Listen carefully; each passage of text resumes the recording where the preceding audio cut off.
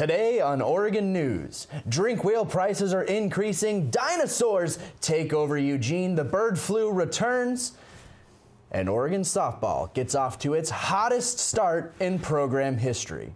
The second edition of Oregon News will recap Super Bowl 59 and the 4 ranked games that Oregon men's and women's basketball played over the weekend.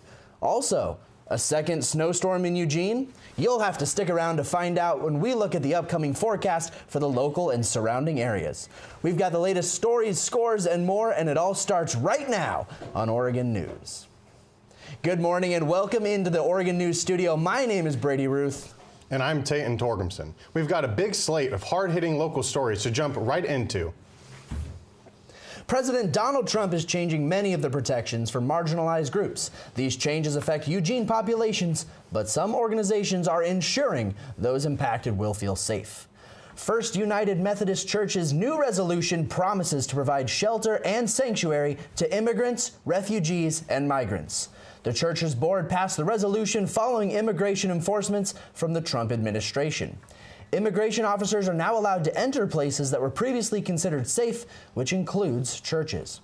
In a press release, Pastor Ryan Scott wrote, quote, "The resolution cites the United Methodist denomination's public stance on immigration, which says United Methodist opposes all laws and policies that attempt to criminalize, dehumanize, or punish displaced individuals and families based on their status as migrants, immigrants, or refugees." The First United Methodist Church is still working out how this resolution will take place in practice. The church currently partners with many community programs such as the Egan Warming Centers and Food for Lane County. The Oregon Special Olympics hosted its Eugene Polar Plunge on Saturday, where donors made the most of a very cold morning. Every year, supporters of the Special Olympics Games gather at Maury Jacobs Park for the Polar Plunge. The event includes a 5K marathon run and a costume contest before concluding with the ceremonial plunge. Groups and organizations that raised over $60 for the Special Olympics are honored by running and sometimes even submerging into the freezing cold river. It's a sign that we have a lot of support from the community. I think that's just a very encouraging sign. It promotes inclusion across, all of the different facets of our life and athletics, and it's just a really great cause to be a part of. I believe softball is going to be in the area, potentially also bocce ball. So all of the funds raised go to support those events as well. Donating to the Special Olympics directly supports over 500 Special Olympic athletes in Oregon. This year's plunge helped raise $56,000 of the $66,000 goal, with donations remaining open through March. Exhibits that bring the past to life always catch the eye, and one local attraction did. The Dinosaur Adventure exhibit takes visitors on a journey back to the time of these amazing creatures. But it's not just about the sights, it's a full-on experience. Here's Oregon News reporter Austin Oda. For some, it's a weekend escape. For others, a way to keep the kids occupied, but definitely not quiet on a Saturday. We're here at the Lane Event Center where this past weekend, over 50 dinosaur-themed animatronics gave patrons a taste of the prehistoric era. Kids are coming in here, they're having dreams come true here. And meaning that a lot of times when dreams do come true, it involves love. And so I believe tying that all together, you're seeing your life-size dinosaurs come to life. You can actually hear them too. And it's making dreams come true. It's been awesome. It's been great, yeah.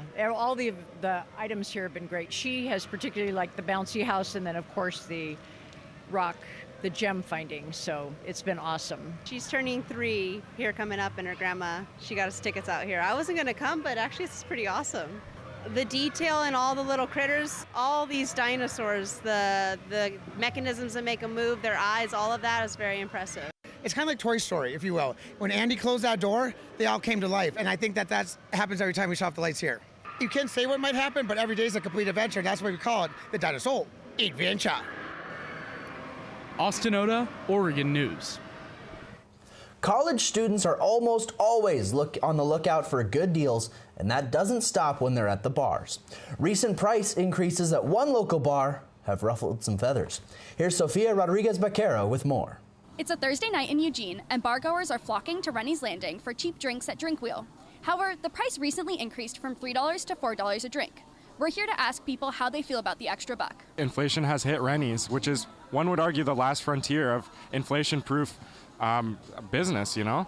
I don't know. I go to Drink Wheel because everybody else goes, and I'm a sheep. But if everybody else didn't go, I would not be going to that because $4 is ridiculous. $3 is okay though. $3 was a great deal. $3 you get a little drink. $6 for a double. That was a steal. It's all right. It's $4 is still very cheap for a drink. I'm still okay with spending it because when I go to other bars, it's still $8, $7 for a drink. So. Oh no, honestly, I think it's like a case of like predatory opportunism. I'm honestly pretty upset. It's not like the drinks have changed, but the price has gone up $1. So obviously don't get the reason, but I'm still gonna come to Drink Wheel. For Oregon News, I'm Sofia Rodriguez-Baquero. Coming up after the break, another deadly plane crash, this time in Alaska. Rapper Kanye West goes on a social media tirade and how the bird flu is affecting egg prices. The life of every child is precious beyond measure. If you care for a child with a disability and have limited income and resources, help is available. Children with a physical or mental disability or who are blind may qualify for monthly cash payments through the Supplemental Security Income Program, or SSI. The program provides help to meet basic needs for food, clothing, or a place to live, and disability-related needs. It's money that can make a meaningful difference. If you're the parent or caregiver of a child or teenager you think may be eligible, call Social Security at 1-800-772-1213 or visit ssa.gov/SSIkids to learn how to apply today. That's ssa.gov/SSIkids. It's real help for the children. Message produced by Social Security at U.S. taxpayer expense. They say those who can't teach, and they're right. Those who can't ignore a child's burning curiosity about the world. Those who can't allow a single kid to quietly slip through the cracks. You're doing the C-block teeth. Those who can't let children be bullied into feeling like they're worthless. Those who can't allow the great works of literature to collect dust. Those who can't leave history in the past. Those who can't sit idly by when there's a calling to do something that's much more than a job. More than 150 companies and organizations have added their support for teachers by becoming Teachers Can partners. Add your voice and show your support at teacherscan.org. Because those who can't give up on the future, teach. Welcome back to Oregon News. Let's jump right into what's happening nationwide. Citizens in Evansville, Ohio clashed with a neo-Nazi group on Friday afternoon on a highway overpass. The neo-Nazi group was flying flags of hate speech over Highway 75 just outside of Cincinnati. The flags displayed messages like, "America for the white man." The neo-Nazis were also wearing face coverings during the demonstration and displaying swastikas and other Nazi-related symbols. In a press release, the Avondale police wrote, quote, "The protest, while very offensive, was not unlawful. The protest was short-lived in duration." The overpass is near Avondale in Lincoln Heights, which Fox 19 Cincinnati reports is a historically black neighborhood in Cincinnati. Several passerbyers and local residents created a counter-protest near the neo-Nazi group, chanting, "No justice, no peace." While tensions were high, cooler heads prevailed. The neo-Nazis dispersed and no injuries or arrests were reported. Last Thursday, a Bering Air regional flight disappeared about 30 miles southeast of Nome, Alaska, in the Norton Sound, after taking off from Unalakleet, Alaska. The aircraft held 10 passengers in total, and as of Friday, the crashed plane has been discovered resting on sea ice. Rescue crews are battling an incoming winter storm advisory for the area the plane is resting on. All 10 bodies of the passengers aboard the plane have been recovered and identified. The National Transportation Safety Board held a press conference Saturday discussing their early findings of the crash. The question is on the cause. Still too early. Again, we're in the initial stages really focused first and foremost on the victims, which is what should be the focus right now. Music artist Kanye West spent a good portion of the weekend creating massive controversy with a series of posts that led to his account getting deleted. The 24-time Grammy Award winner took to social media platform X to share some outrageous and offensive commentary. Kanye spoke of his apparent love for Adolf Hitler and his hatred for the Jewish and LGBTQIA+ communities. At one point, Kanye even tweeted, quote, "I am a Nazi." On Sunday, he went one step further as his feed became pornographic. Kanye is facing immense backlash for his homophobic and anti-Semitic statements. This isn't the first time Kanye West has offended the Jewish community, and he even issued an apology back in 2023 after some offensive remarks. Quote, "I sincerely apologize to the Jewish community for any unintended outburst caused by my words or actions. I deeply regret any pain I may have caused." This time, however, Kanye is showing no remorse for his actions, posting, quote, "I'm never apologizing for my Jewish comments." This recent outbreak of hate speech shortly follows an appearance at the Grammys where his wife, Bianca Censori, appeared on the red carpet almost completely in the nude. X users across the country were calling for Kanye to be banned from the app, and their wishes came true on Monday morning as his account says it's been deleted. Aboard Air Force One, President of the United States Donald Trump announced 2 new tariffs on steel and aluminum on Sunday. Any imports of those 2 metals that come from outside of the U.S. will receive 25% taxes. There's not much clue as to if these tariffs will add on to already existing tariffs for countries like China. It is also not known how expansive these tariffs will be and when they will go into effect. President Trump also announced other tariffs that could match the tariffs other countries have on the United States. Simply, it's if they charge us, we charge them. That's all. History is repeating itself 7 years later, as during his last presidency, President Trump enacted the same tariffs, but lifted them a year later. The bird flu has returned to parts of the United States in its first considerable outbreak since 2022. In certain regions of the country, consumers are experiencing egg shortages and price spikes. Eli Thomas tells us more about how the recent outbreak is impacting Oregon residents.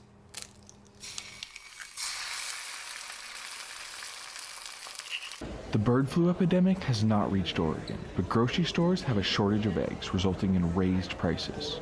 We're getting some higher demand for our eggs at farmers market as folks are trying to find local eggs and have regular access to eggs. We have not changed our price on eggs. We need to charge a certain price point to make money as small scale producers. However, now even conventional eggs are a very similar price to what we charge. Just 4 months ago, on October 1st, the average price of a dozen eggs was $2.11. In 1 month, that increased to $4.15. November had a slight price decrease, but then by the end of December, the price massively jumped again, up to $5.79. 1 month later, the average price for a dozen eggs is $7.09, a 336% increase since October. The massive price increases have made some consumers consider alternative options. I mean, I'm not going to spend $8 on a 12-pack of eggs, you know, so I'm more willing to start raising my own chickens. We went to where they do exactly that and got a theory on why only chickens at certain kinds of farms get infected. Most of the bird flu, when it happens, is happening on the very hugest of huge big egg farms. I mean, we're talking 10,000 birds in a shed. Unfortunately, rebuilding the poultry population is a lengthy process. From the time that you take the egg and you put it in the incubator till the time that it can lay eggs is somewhere between 6 to 8 months. If this problem persists for the large chicken farms, they may need to adopt a more local, pasture-raised approach. For Oregon News, I'm Eli Thomas. After a quick break, Cameron Salinas has your weekly weather report. Want to get out of just about anything? Use the environment excuse.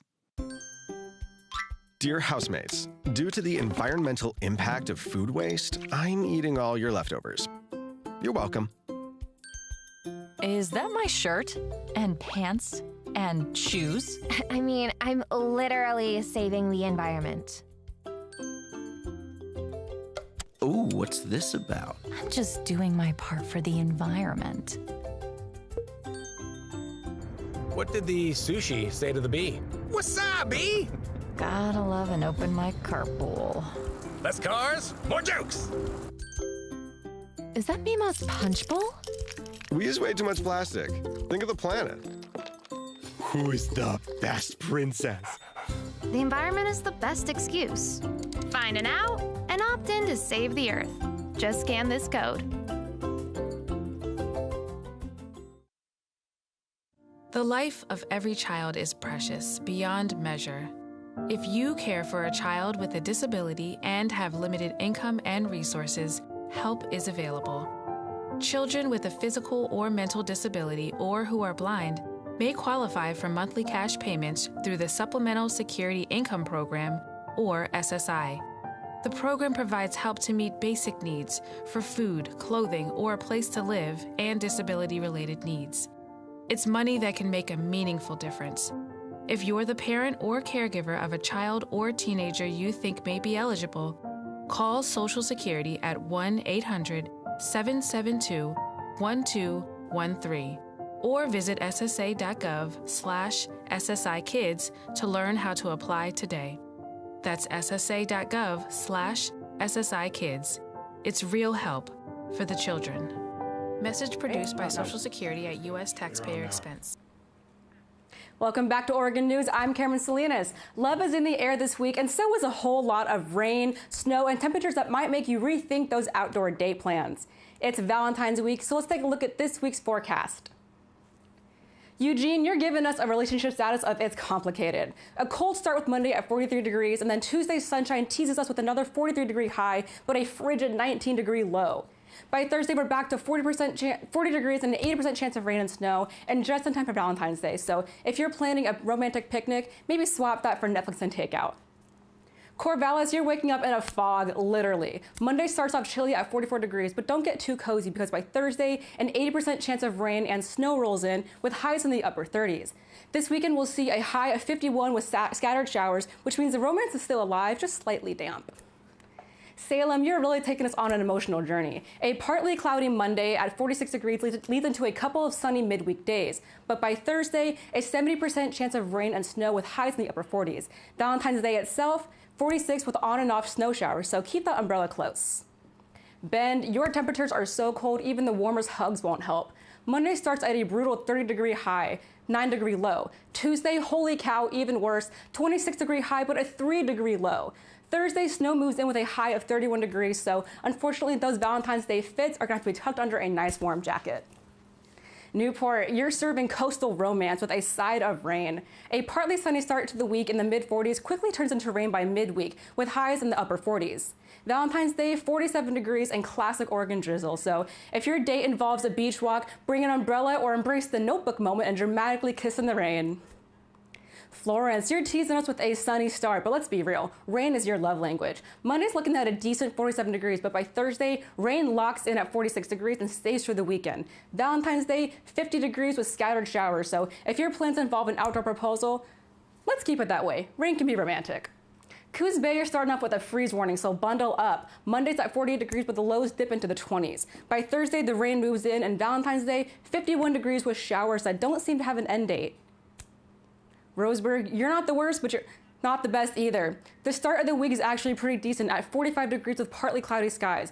But once we hit the middle of the week, 49 degrees and that rain's gonna lock in. Valentine's Day, we get rain and showers, so Roseburg, roses, it's too easy.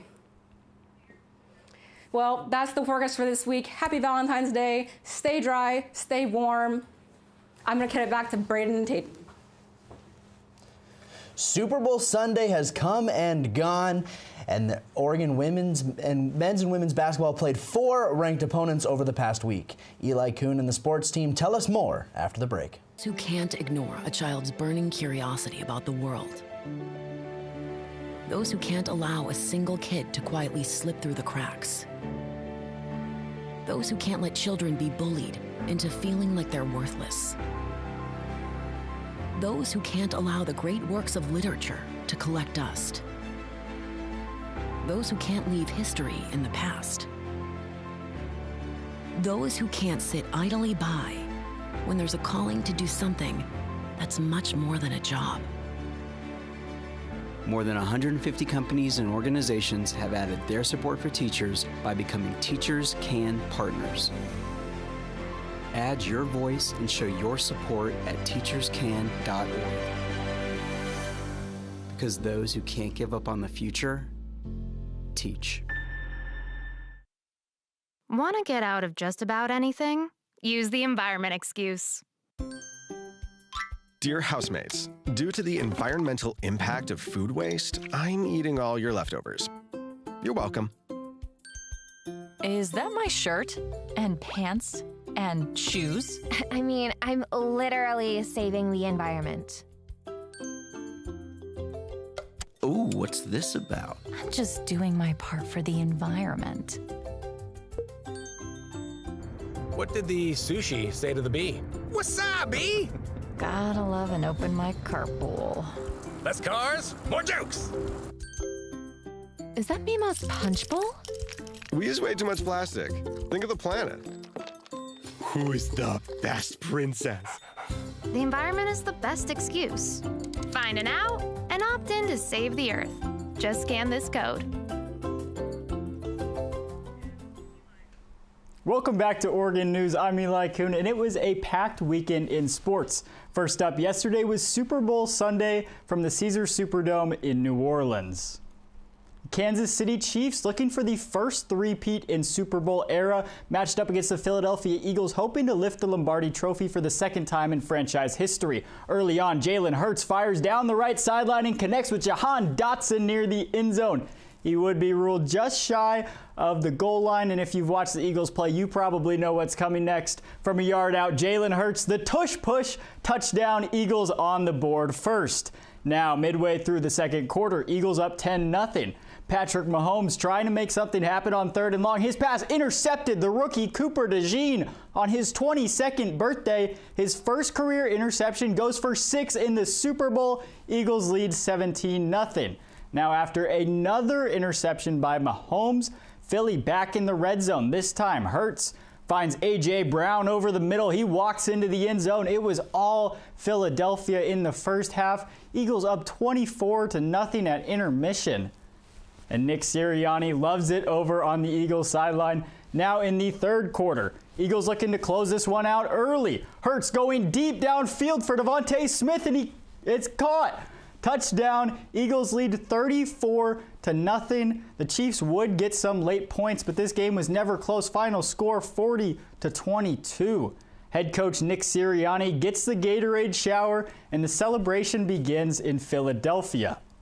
It was also a busy weekend for Oregon athletics with 5 Duck teams in action. For Oregon News, sports reporter Olivia Cleary tells us about the recent struggles for the men's basketball team. The Oregon Ducks men's basketball team's season has taken a dramatic turn. Once a top 20 team with wins over both Alabama and Texas A&M, the Ducks have now dropped 5 consecutive games, falling to Minnesota, UCLA, Nebraska, Michigan, and most recently, number 9, Michigan State. We gave them 4 open threes to start the second half, and the game kind of changed on that. Against the Spartans, Oregon looked poised to snap its losing streak, taking a 14-point lead into halftime. Barthélemy, he got it! And Oregon puts up a 50-piece at the Breslin Center in the first half. But the second half was a different story. The Ducks were outscored 50-24, shooting just 25% from the field, while also allowing Michigan State's Jace Richardson to go off for a career-high 29 points. Richardson, my goodness, this kid is growing up today. Michigan State's 11-0 run midway through the half flipped the game, and Oregon never recovered.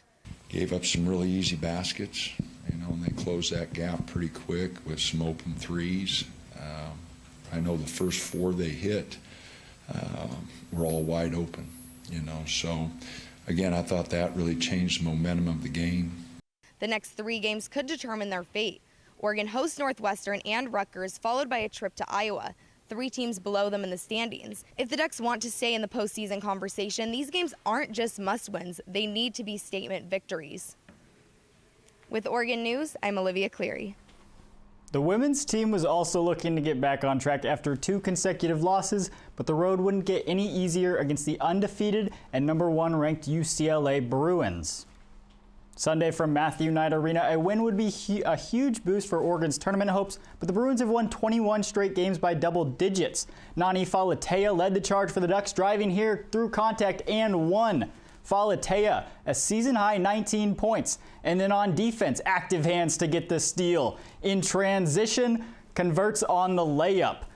The Ducks would keep it close throughout, but UCLA just too much. Here's the 6'7" Lauren Betts finishing over a pair of Oregon defenders, and then off of a missed three. Bruins able to corral the rebound and find a wide open Gabriela Jaquez underneath the hoop. Oregon would cut the lead to as little as 7 in the fourth quarter and play the Bruins as tight as anyone, but Ducks head coach Kelly Graves doesn't take solace in the close loss. Well, we don't believe in moral victories, number one. We're disappointed that we lost. I told him in the locker room a few minutes ago that I was really proud of him. I thought we played well enough tonight to win the game. Oregon softball kicked off their season this past weekend at the UNLV Desert Classic in Las Vegas. Olivia Cleary has more on what to expect from the Ducks softball this season. Going on for us is that we have young athletes, we have older athletes, we have transfers that have come in. You know, we have a good mix. Everybody has their job and they understand what their job is, what their role is, and they're ready to get after it and accomplish it for the team. Versus a couple feeling like they have to carry a heavy load. Our load, we're able to spread the load out between throughout our entire team, which I think is really important. I'm just looking forward to this team. This team has so much energy and we get together really well. So that's what I'm most excited for, just see this team in action. It's for us to get out on the field and compete. To be at practice and to compete, to be our very best in everything we do. If we do that, then I think we'll get the outcomes that we want to get. If we don't get the outcomes, then it allows us to see where we currently are and how we can improve and get better. But it's about winning a Big Ten championship. It's about standing in Oklahoma City and competing for our national championship. Oregon softball is back in action at the Littlewood Classic in Tempe starting this Thursday. After the break, Tayton and Brady close out the show here on Oregon News. The life of every child is precious beyond measure. If you care for a child with a disability and have limited income and resources, help is available. Children with a physical or mental disability or who are blind may qualify for monthly cash payments through the Supplemental Security Income Program, or SSI. The program provides help to meet basic needs for food, clothing, or a place to live, and disability-related needs. It's money that can make a meaningful difference. If you're the parent or caregiver of a child or teenager you think may be eligible, call Social Security at 1-800-772-1213 or visit ssa.gov/SSIkids to learn how to apply today. That's ssa.gov/SSIkids. It's real help for the children. Message produced by Social Security at U.S. taxpayer expense. They say those who can't teach, and they're right. Those who can't ignore a child's burning curiosity about the world. Those who can't allow a single kid to quietly slip through the cracks. Those who can't let children be bullied into feeling like they're worthless. Those who can't allow the great works of literature to collect dust. Those who can't leave history in the past. Those who can't sit idly by when there's a calling to do something that's much more than a job. More than 150 companies and organizations have added their support for teachers by becoming Teachers Can Partners. Add your voice and show your support at teacherscan.org. Because those who can't give up on the future, teach. Welcome back to Oregon News on this National Umbrella Day. We hope you had a great weekend. And have your Valentine's Day reservations booked. But if not, you can go visit the Oregon Zoo's newest resident. This past week, the Oregon Zoo welcomed a new member. The mother, Rose 2, gave birth to a new baby elephant after a 20-month-long pregnancy. The cute calf has yet to be named, but the elephant has been bonding with the herd. Let's take a look at some of the happenings around Eugene on this busy Valentine's week. Thursday's slate boasts a trio of events around town. The Jazzy Ladies Cafe and Club is hosting a Galentine's charcuterie class at 6 p.m. Cupid Bingo will take place at the Beer Stein at 6:30, and Pride and Prejudice will take center stage at the Holt Center at 7. Friday will be Eugene's busiest day with the events taking place. Crux Rock Climbing Gym is offering a 2-for-1 day pass all day long. The Olson Run Comedy Club will host Dueling Pianos Valentine's Day edition at 6:30. Pride and Prejudice has another show at 7:30 at the Holt Center, while Monkey's Paw welcomes Park Avenue Jazz at 8 p.m. Finally, you can show off your moves at the Valentine's Day Salsa at 9 p.m. at the Vets Club. Axe and Fiddle in Cottage Grove will host a Valentine's Flamenco at 8 p.m. on Saturday night. Before we sign off, we'd like to remind all Starbucks drinkers that Starbucks is offering free coffee today for rewards members.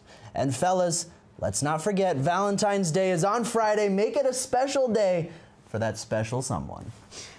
On behalf of our brilliant producer, Sarah Nowitzki, and everyone else behind the scenes, I'm Tayton Torgumson, alongside Brady Ruth. Have a beautiful Monday, everyone.